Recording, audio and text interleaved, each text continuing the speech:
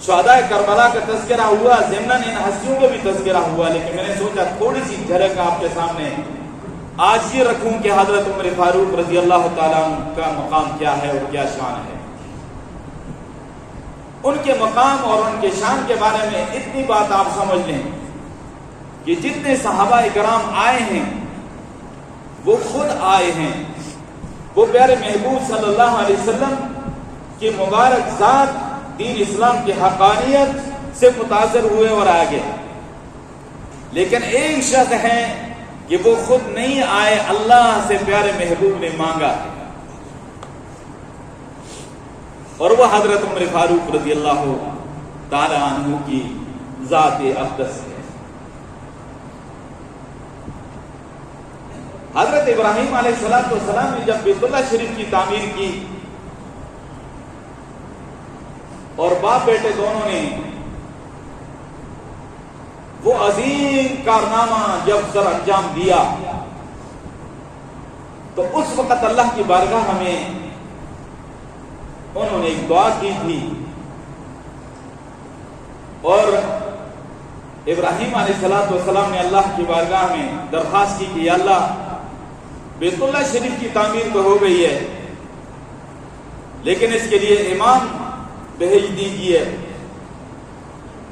اللہ کے خلیل کا یہ عظیم کارنامہ، اور قرآن اس کو تفصیل کے ساتھ بیان کرتا ہے، وَإِذْ يَرْفَعُ إِبْرَاهِيمُ الْقَوَاعِدَ مِنَ الْبَيْتِ وَإِسْمَاعِيلُ رَبَّنَا تَقَبَّلْ مِنَّا إِنَّكَ أَنْتَ السَّمِيعُ الْعَلِيمُ رَبَّنَا وَاجْعَلْنَا مُسْلِمَيْنِ لَكَ وَمِنْ ذُرِّيَّتِنَا أُمَّةً مُسْلِمَةً لَكَ وَأَرِنَا مَنَاسِكَنَا وَتُبْ عَلَيْنَا إِنَّكَ أَنْتَ التَّوَّابُ الرَّحِيمُ۔ اور جب بنیاد اٹھائی ابراہیم علیہ السلام نے بیت اللہ شریف کی اور حضرت اسماعیل علیہ السلام نے، تو انہوں نے اللہ کی بارگاہ میں دعا کی، ربنا تقبل منا، اے ہمارے پروردگار اس عمل کو ہم سے قبول فرما لیجیے۔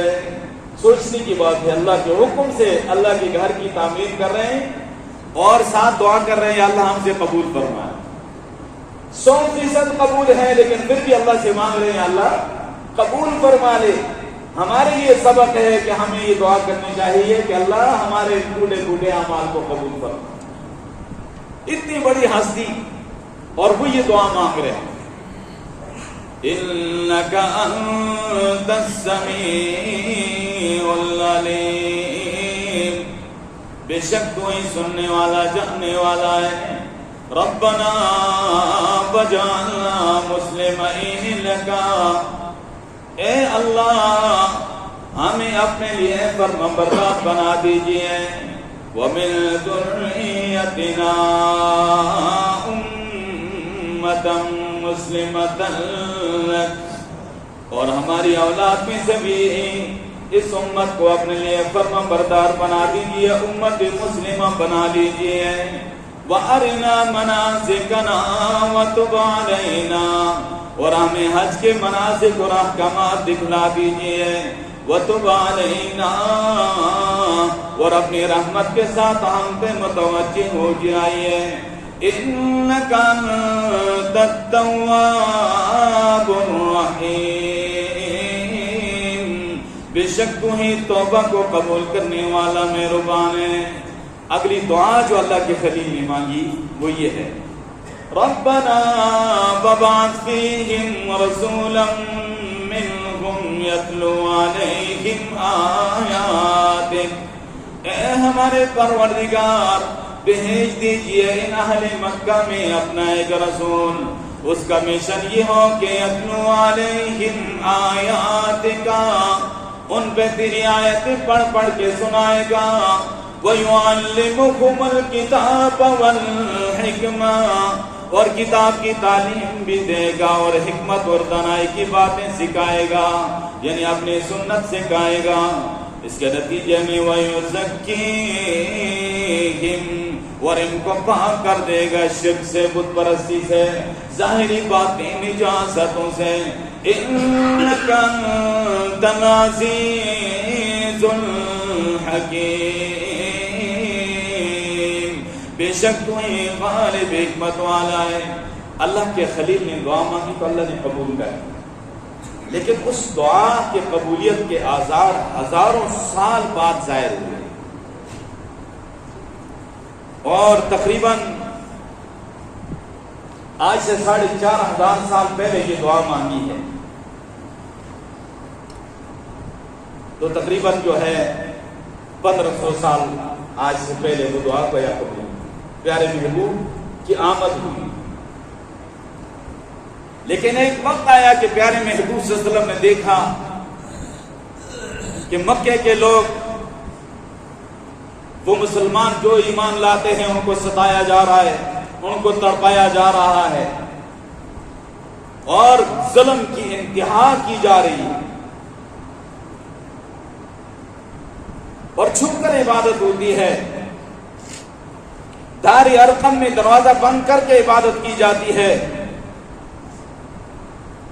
اللہ کے پیارے محبوب صلی اللہ علیہ وسلم نے اللہ کی بارگاہ میں ہاتھ پھیلا دی. اس وقت مکے میں 2 بڑے بڑے سرداروں کا چرچا تھا اور روب تھا.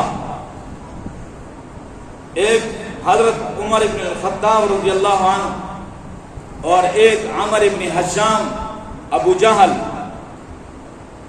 اللہ کے پیارے محبوب صلی اللہ علیہ وسلم نے ہاتھ پھیلا دی.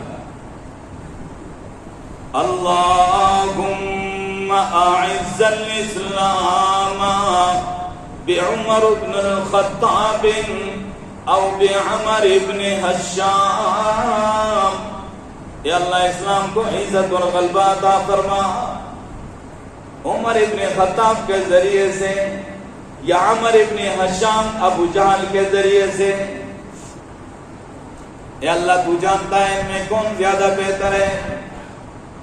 اللہ کو عمر کی غیرت پسند آ گئی، عمر کی جرت پسند آ گئی، ابو جہل کی دولت پسند نہ آئی، ابو جہل کی سرداری پسند نہ آئی. عمر کا غیرت کا جو جذبہ ہے وہ پسند آیا.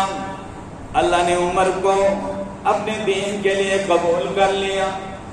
اللہ اکبر.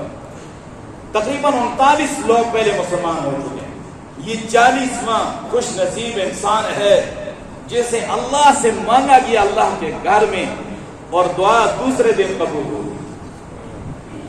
ابراہیم علیہ السلام کی دعا ہزاروں سال بعد قبول ہوئی. پیارے محبوب صلی اللہ علیہ وسلم کی دعا دوسرے دن قبول ہوئی. مشرکین مکہ نے بہت بڑی کانفرنس بلائی اور کہا کہ دن بدن اسلام کا غلبہ ہوتا جا رہا ہے اور لوگ اپنے آبائی دین چھوڑتے جا رہے ہیں،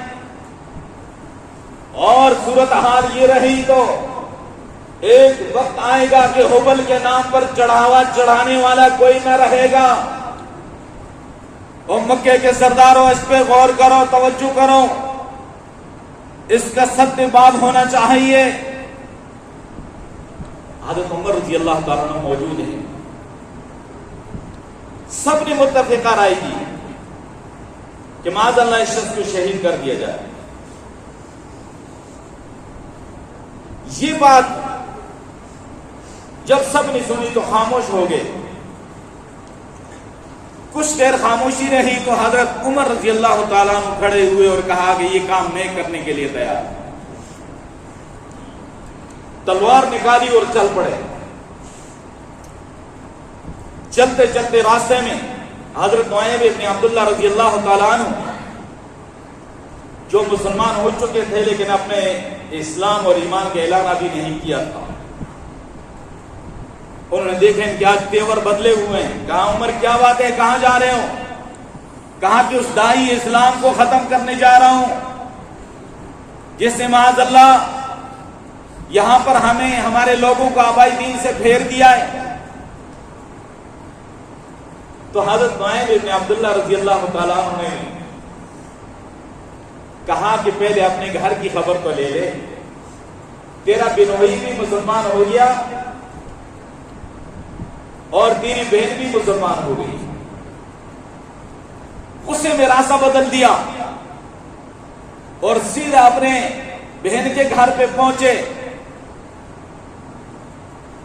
اور غصے سے دروازہ کھٹکھٹایا. بہن سمجھ گئی یہ کھٹکا تو عمر کا ہی ہے. حضرت خباب رضی اللہ تعالیٰ عنہ ان کو قرآن کی تعلیم دے رہے تھے. وہ جو اوراق تھے وہ جلدی سے چھپا دیے اور خود جا کر اس پردے کے پیچھے چھپ گئے. دروازہ کھولا, آ کر بہن سے کہا تم کیا پڑھ رہے تھے؟ آواز آ رہی تھی اور مجھے پتہ چلا ہے تم بے دین ہو چکے ہو, آبائی دین چھوڑ چکے ہو اور اپنے بہنوئی پہ حملہ آور ہوئے. بہن چھڑانے کے لیے جب آگے بڑھی تو اس کو بھی مارنا شروع کر. مارتے مارتے ان کو زخمی کر دیا, خون ان کا بہ رہا ہے. بہن بھی تو عمر کی تھی, ان کا نام حضرت فاطمہ تھا. کہنے لگی عمر جس ماں کا دودھ پی کر تو کفر پہ ڈٹ سکتا ہے اسی ماں کا دودھ پی کر میں اسلام پہ ڈٹ چکی ہوں, اور جو مرضی کر لو میں دین اسلام سے پھر نہیں سکتی. حضرت عمر پہ بڑی عجیب کیفیت طاری ہوئی. یہ عجیب بات ہے, اور ذات ہو کر اتنی یہ اسلام پہ مسدود کیوں ہے, آخر اس کی کیا وجہ ہے؟ کہا کہ مجھے وہ اوراق ذرا دو نا کہ میں دیکھ لوں. فرمایا تو ناپاک ہے, پہلے طہارت کر لینا پھر اوراق تجھے ملے گی. اور انہوں نے طہارت کی. اس کے بعد قرآن کریم کے وہ اوراق ان کے سامنے آئے تو وہ آیت سبح للہ ما فی السماوات والارض وهو العزیز الحکیم. اللہ کے لیے تسبیح بیان کرتی ہے ساری مخلوق, جو آسمانوں میں ہے اور جو زمین میں ہے, وہی غالب حکمت والا ہے. حضرت عمر رضی اللہ عنہ پڑھتے جا رہے ہیں, پھر کیفیت تاریخ ہوتی جا رہی ہے, یہاں تک کہ کہا کہ مجھے اپنے پیغمبر کے پاس لے کر جاؤ اور میں مسلمان ہونا چاہتا ہوں. اب ہوا یہ کہ یہ وہاں تشریف لے گئے دار ارقم میں صحابہ اکرام پیارے محبوب صلی اللہ علیہ وسلم کے ساتھ اندر تشریف فرمائے ہیں. ایک بڑی ہستی ہیں, بڑی شان والے, بڑے مقام والے پیارے محبوب کے چچا حضرت امیر حمزہ رضی اللہ تعالیٰ عنہ, وہ بھی وہاں تشریف فرما ہیں. اور صحابہ اکرام سہم کے پریشان ہو گئے کہ یہ کس نیت سے آیا ہے, ہاتھ میں تلوار بھی ہے. امیر حمزہ رضی اللہ عنہ نے فرمایا فکر کی ضرورت نہیں ہے, اچھے ارادے سے آئے گا تو پیارے محبوب کا اخلاق کا نمونہ دکھائیں گے, اور اگر برے ارادے سے آئے گا تو اسی کی تلوار سے اس کا سر قلم کر دوں گا.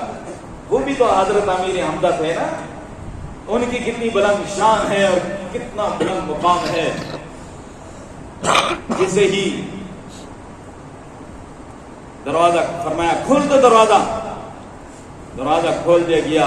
پیارے محبوب نے فرما دیا تھا عمر آج اللہ کے نبی کی دعا بن کر آ رہا ہے, اور جب قریب پہنچا تو کہا عمر تیرا جیسا دانا انسان کب تک شرک اور کفر کی وادیوں میں بھٹکتا رہے گا؟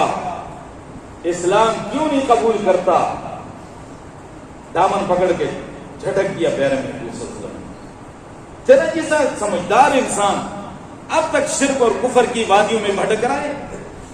حضرت عمر پہ عجیب کیفیت طاری ہو گئی۔ عمر کے جسم پر ایک کبھی ستاری ہو گئی، عمر کے جسم پر ایک کبھی سی ہو گئی تاری، وہیں سر جھک گیا آنکھوں سے آنسو ہو گئے جاری، ادب سے عرض کی حاضر ہوں سر جھکانے کو، خدا اور رسول پاک پر ایمان لانے کو، یہ کہنا تھا کہ ہر طرف صدائے مرحبا گونجی، فضا میں نعرائے تکبیر اللہ اکبر کی صدا گونجی۔ صحابہ اکرام نے ایک زوردار نعرہ لگایا، مکے کی پہاڑیاں گونج اٹھی۔ قیامت تک کے لیے جب نعرہ لگے گا تو عمر کے ایمان کی یاد تازہ ہوتی رہے گی۔ تھوڑی دیر ہوئی تو صحابہ اکرام نماز کی تیاری کرنے لگے۔ حضرت عمر فرمانے لگے کہ کیا ہونے لگا ہے؟ فرمایا نماز کا ٹائم ہے اور اس کی تیاری ہو رہی ہے، کہاں پڑھیں گے؟ یہیں پڑھیں گے۔ فرمایا کہ عمر کا ایمان لانے کے بعد بھی نماز دار ارقم میں دروازہ بند کر کے اگر پڑھے تو عمر کا ایمان لانے کا کیا فائدہ ہے؟ آج اللہ کی عبادت اللہ کے گھر میں ہوگی اور 40 افراد 20 افراد ایک طرف ہیں اور ان کے سب سے آگے حضرت عمر ہیں، 20 افراد دوسری طرف ہیں اور ان میں سب سے آگے حضرت امیر حمزہ رضی اللہ تعالیٰ عنہ ہیں۔ درمیان میں پیارے محبوب صلی اللہ علیہ وسلم اس شام کے ساتھ مکہ مکرمہ جا کر عمر نے اعلان کیا، اور مکہ کے لوگوں سارے سن لو، عمر مسلمان ہو چکا ہے اور آج اللہ کے گھر میں آزان ہوگی، نماز ہوگی، جس نے ان کے عمر کے مقابلے کے لیے آنا ہے آ جائے، جس نے اپنی بیوی کو بیوہ کرانا ہے آ جائے، جس نے اپنے بچوں کو یتیم کروانا ہے آ جائے۔ سارے مشرکین سہم گئے، ان پہ قہر خدا ٹوٹ پڑ چکا تھا حضرت عمر کے ایمان لانے کی وجہ سے۔ پہلا دن تھا کہ بیت اللہ شریف میں عبادت ہوئی، نماز ہوئی، یہ عمر کا احسان ہے قیامت تک کے لیے۔ اور پھر ان کے دور خلافت میں بیت المقدس فتح ہوا اور حضرت عمر رضی اللہ تعالیٰ عنہ، وہ طویل داستان ہے، کس شام کے ساتھ آئے اور کس طرح اگلوں نے چابیاں پیش کی، کس طرح حضرت عمر نے بیت المقدس کو کھولا۔ عرصے سے اندر صفائی نہیں ہوئی، درختوں کے پتے پڑے ہوئے ہیں اور خود کھجور کی ٹہنی توڑ کر کمر باندھ کر صفائی شروع کر دی۔ لوگوں نے کہا آپ پہ ذوق بڑھاپا، اتنا طویل سفر؟ فرمایا کہ نہیں، یہ میں اپنی سعادت سمجھتا ہوں، اللہ کے گھر کی صفائی میں کرنا چاہتا ہوں خود۔ اور پھر حضرت بلال سے آذان دلوائی۔ یہ حضرت عمر کے احسان ہے۔ آج وہ بیت المقدس یہود کے تسلط میں ہے، آج وہاں کے نہاتے مسلمان جو ہیں ان پہ کیا ظلم ڈھایا جا رہا ہے۔ آج کی واقعاتی دنیا میں، بھری دنیا میں تو یہ سمجھتا ہوں کہ عدل انصاف کا نام اور نشان بھی نہیں ہے۔ ان نہاتے مسلمانوں پہ ظلم ڈھایا جا رہا ہے، آگ اور بارود کی بارش برسائی جا رہی ہے، نہ ان کے تعلیمی اداروں کو چھوڑا جا رہا ہے، نہ پناہ گزین کیمپوں کو چھوڑا جا رہا ہے، نہ اسپتالوں کو چھوڑا جا رہا ہے، نہ مساجد کو چھوڑا جا رہا ہے۔ مسجدوں میں مسلمانوں کی لاشوں کے ٹکڑے پڑے ہوئے ہیں میرے دوستوں، اور برما میں اسی طرح مسلمان آج کٹ رہا ہے۔ دنیا بے خبر ہے، کوئی پرسان حال نہیں ہے۔ کاش آج کوئی ایک اور عمر پیدا ہو جاتا، اور آج جو ہے مسلمان، میں کہتا ہوں جتنی تکلیف میں ہیں شاید اتنی تکلیف میں مسلمان کبھی نہیں ہوئے، لیکن کوئی پرسان حال نہیں ہے۔